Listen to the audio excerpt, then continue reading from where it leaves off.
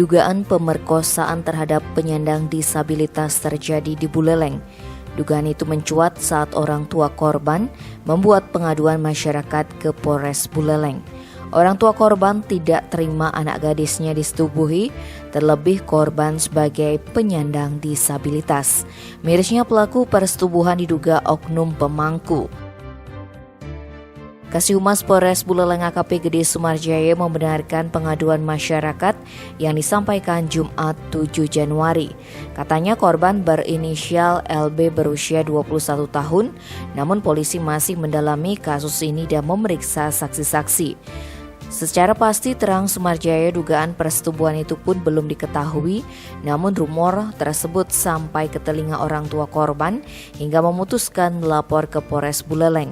Mengingat korban memiliki keterbelakangan mental, paparnya akan dilakukan pemeriksaan di RSUD Buleleng untuk memastikan kondisinya. Sementara untuk teradu masih dilakukan penyelidikan.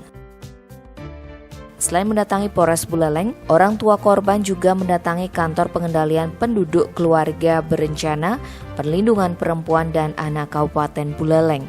Di hadapan psikolog serta Kepala Bagian Perlindungan Perempuan dan Anak, LB menceritakan kejadian yang menimpanya.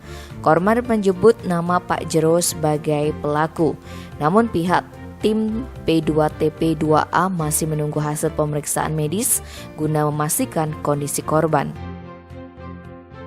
Tim Bali Express melaporkan.